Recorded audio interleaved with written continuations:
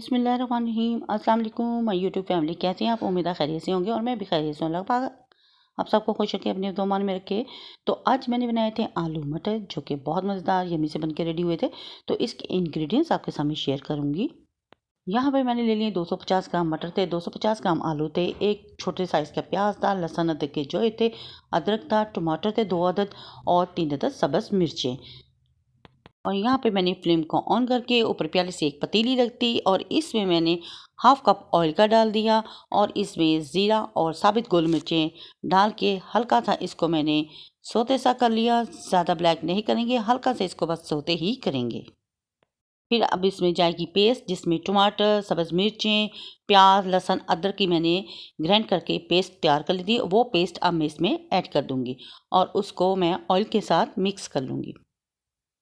Grind किया हुआ मसाला इसलिए मैं ऐड करती हूँ क्योंकि इसमें टमाटर और मोटा मोटा मसाला नज़र नहीं आता, बहुत अच्छे तरीके से ग्रेवी बन के रेडी होती है। अब इसमें मैं हाफ़ टेबल स्पून नमक और half tablespoon red chilli powder add कर दूँगी और हाफ़ ही टेबल स्पून इसमें मैं हल्दी पाउडर ऐड कर दूँगी और तमाम स्पाइसेस को डालने के बाद मैं मिक्स कर लूँगी। आप अपने टेस्ट के अकॉर्डिंग इसमें स्पाइसेस डाल सकते हैं, कम या ज़्यादा कर सकते हैं, जितनी आप लेते हैं उतने ही आप यूज़ कर सकते हैं। यहाँ पे एक मैंने गोल मिर्च डाल दी थी रेड कलर की और साथ ज़ीरा और धनिया पाउडर ऐड कर दिया था 1 टेबल स्पून और फिर इसकी मैंने मसाले के साथ अच्छी तरह से भुनाई कर ली थी। मसाले की बहुत अच्छे तरीके से हम यहाँ पे भुनाई करेंगे, इतनी भुनाई करेंगे जब तक ये ऑयल नहीं छोड़ देगा, तब तक हम मसाले की भुनाई करेंगे। और यहाँ पे हमारा मसाला काफ़ी हद तक बन के रेडी हो चुका था। फिर इसमें मैंने मटर ऐड कर दिए और साथ ही इसमें मैंने आलू भी ऐड कर दिए और आलू ऐड करने के बाद फिर मैंने अच्छे तरीके से मसाले के साथ इसकी भुनाई कर ली। दोनों चीज़ों को अच्छी तरह भून लेंगे ताकि इनमें कच्चापन ख़त्म हो जाए। और ये घर के मसालों से मैंने रेडी किया है सालन और ये बहुत अच्छा यमी सा बनकर रेडी होता है। बहुत सिंपल सी रेसिपी है और बहुत क्विक से बनने वाली है। तो माशाल्लाह आप देख सकते हैं यहाँ पे हमारे आलू मटर की अच्छे तरीके से बनाई हो चुकी है और ये तैयार हो चुकी हैं। अब इसमें मैं 1.5 गिलास पानी का ऐड कर दूँगी।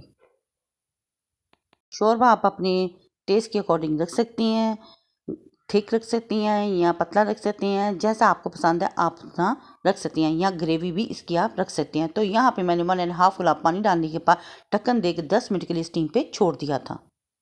10 मिनट के बाद यहाँ पे मैंने आलू और मटर दोनों चीज़ें चेक कर ली थी और यहाँ पे आलू मटर हमारे बहुत अच्छे तरीके से गल चुके थे और हमारा शोरबा भी थिक हो चुका था। और फिर मैंने यहाँ पे 2 सब्ज़ मिर्चें डाल दी थी और 1 टेबल स्पून इसमें मैं कसूरी मेथी का मसल के डाल दिया था और ये बहुत ज़बरदस्त रेसिपी बन के रेडी हुई थी और बहुत यमी से बन के रेडी हुई थी। तो आप भी इसको बनाएं और ट्राई ज़रूर कीजिएगा।